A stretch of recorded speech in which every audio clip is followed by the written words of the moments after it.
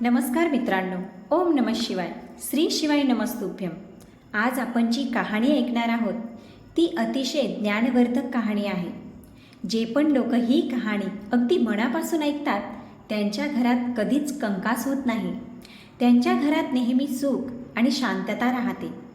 त्यांच्या घरात माता लक्ष्मी सदैव वास करते. मित्रांनो, चॅनलवर नवीन असाल तर लाईक आणि सबस्क्राईब अवश्य करा. तसेच कॉमेंटमध्ये ओम नमः शिवाय लिहायला अजिबात विसरू नका. तुम्हाला माहीतच आहे, ज्या घरात नेहमी क्लेश आणि भांडण होत राहतात त्या घरात कधीच बरकत होत नाही. माता लक्ष्मी कधीच अशा घरात येत नाही.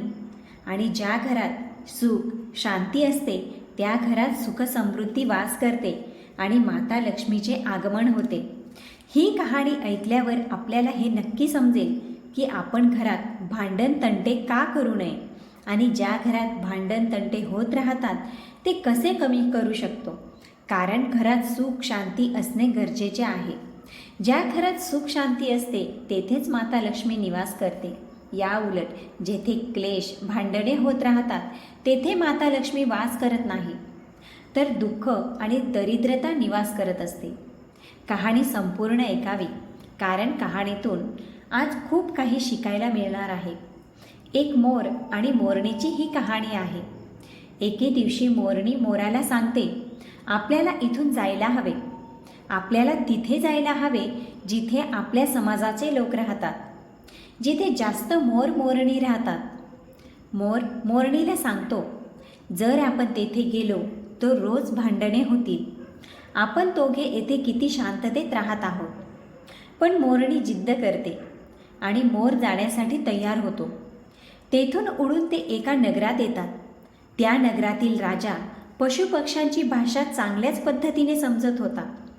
त्या राजाने करावशास्त्राचा अभ्यास केलेला होता. करावशास्त्र म्हणजे पशुपक्ष्यांची भाषा समजणे. राजा सगळ्या प्रकारच्या पशुपक्ष्यांच्या भाषा समजत होता. ते प्रत्येक जीवजंतूचे आवाजसुद्धा चांगल्या पद्धतीने ओळखत होते की त्यांना काय म्हणायचे आहे. मोर मोरणी त्याच नगरात येतात.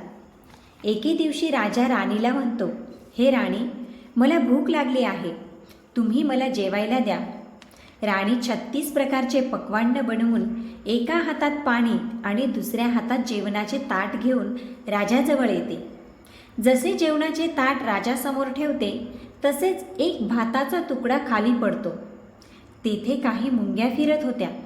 तेव्हा एक मुंगी भाताचा तुकडा घेऊन जायला लागते. राजा सर्व काही बघत होता. त्या मुंगीजवळ एक मोठा मुंगळा येतो आणि तो त्या मुंगीला सांगतो, तू हा तुकडा मला दे. तू राजाच्या ताटातून दुसरा तुकडा घेऊन ये. त्यांचे बोलणे राजा ऐकत होता. मुंगी म्हणाली, नाही, मी नाही जाणार. राजाला हे समजले तर राजा मला मारून टाकेल. मुंगळा म्हणतो, तू जा, राजाला नाही कळणार. मुंगी जायला तयार होते, पण अर्ध्या रस्त्यातून परत येते आणि म्हणते, नाही, मी नाही जाणार. राजाला समजले तर. राजा दोघांना बघत होता. मुंगळ्याला शंका येते की आपली भाषा राजाला समजत आहे. मुंगळा मुंगीला सांगतो, बघ, राजाला आपली भाषा समजत आहे म्हणून राजा आपल्याकडे बघत आहे. जर राजा आपली भाषा समजत आहे आणि त्याने ही गोष्ट दुसऱ्या कोणाला सांगितली तर तो त्या क्षणी दगडाचा होईल.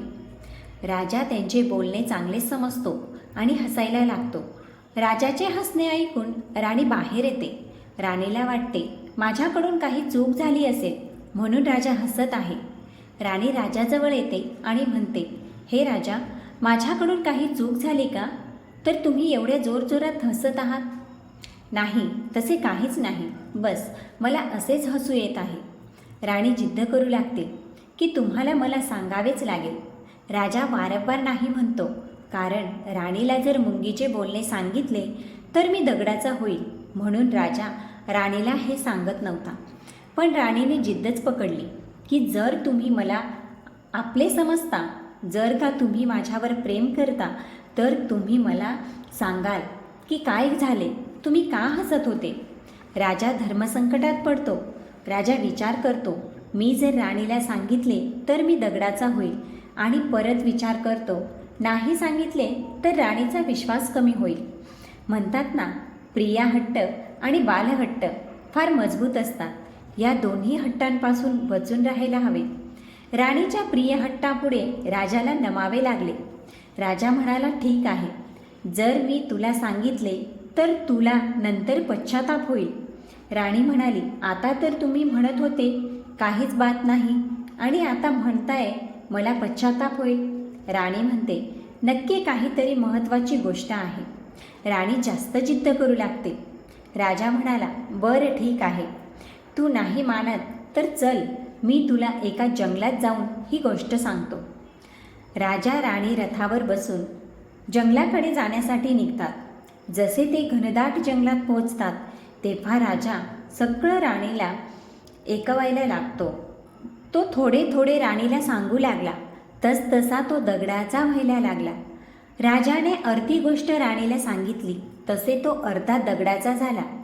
राजा राणीला म्हणाला, हे राणी, मी हळूहळू दगडाचा बनत आहे, तू नंतर खूप पस्तावा करशील. राणी म्हणाली, हे राजन, थोडीशी गोष्ट राहिली आहे, तेवढी आता सांगून टाका. राजा तिला पूर्ण हकीकत सांगतो आणि तो पूर्णपणे दगडाचा होतो. हे बघून राणी रडू लागते आणि त्या दगडाला हलवू लागते. पण एवढा वजनदार दगड कसा हलणार? राणी रडू लागते, छाती ठोकून शोक करू लागते आणि तेथे असलेल्या जीवजंतूंना मदतीसाठी विनंती करू लागते. या सगळ्या घटनेला मोर आणि मोरणी एकटक बघत होते. राणीचा आक्रोश बघून मोर मोरणीला दया येते. मोर मोरणीला सांगतो, हा आहे प्रिय हट्ट. आपल्या हट्टामुळे आपण येथे आलो. जंगलात आपण किती आनंदाने राहत होतो. मोर मोरणीला सांगते, प्रिये, ही राणी खूप दुःखी आहे. आपल्याला तिची मदत करायला पाहिजे. ही एवढी आक्रोश करत आहे. आपण तिची जास्त मदत नाही करू शकत, पण कमीत कमी आपण तिला धीर तरी देऊ शकतो. मोर आणि मोरणी राणीजवळ जातात आणि राणीला सांगतात, जे झालं ते फार चुकीचे झाले, पण थोडा धीर धरा आणि स्वतःला सांभाळा. तुमच्या मागे पूर्ण राज्य आहे. राजा तर दगडाचा झाला, आता तुम्हाला तुमच्या राज्याचा कारभार सांभाळायचा आहे. राणी मोर मोरणीचे बोलणे ऐकून म्हणते, मी स्वतःला कसे सांभाळू? आता तर माझा संसारच उद्ध्वस्त झाला आहे.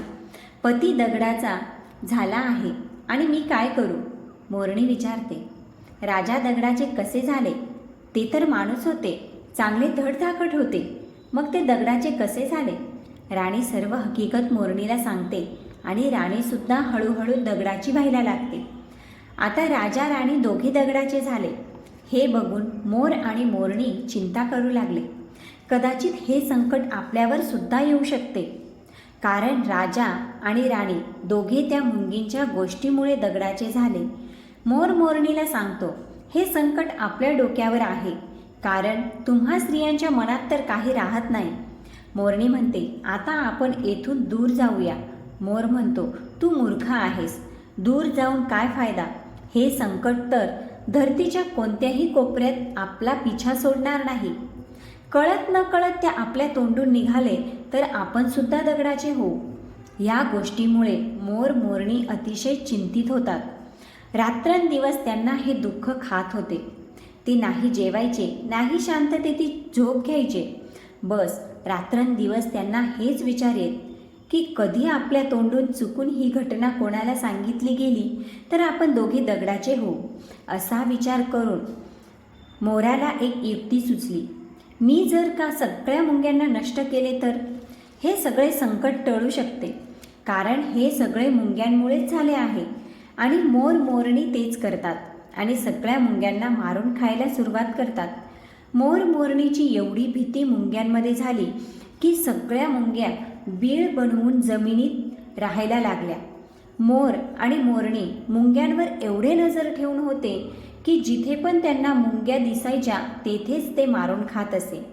खूप दिवस निघून गेले आणि आता मुंगींना भूक लागायला लागली, कारण त्यांना बिळ्यात अन्न मिळत नव्हते. जसे मुंग्या अन्न मिळवण्यासाठी बाहेर यायच्या तसे मोर त्यांना दाबून मारून टाकायचा. एकदा एक मुंगी आणि एक मुंगळा अन्नासाठी तरफडत होते. श्री विष्णूंचे जोरजोरात भजन करत होते.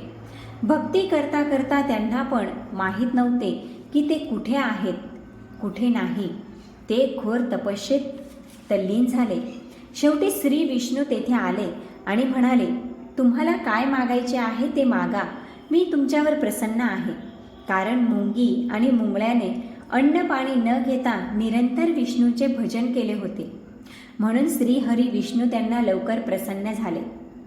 मुंगी आणि मुंगळा एकच वस्तू सांगतात की हे प्रभू, जर तुम्ही आम्हाला वरदान देणारच आहात तर आमच्या पोटाला गाठ मारा.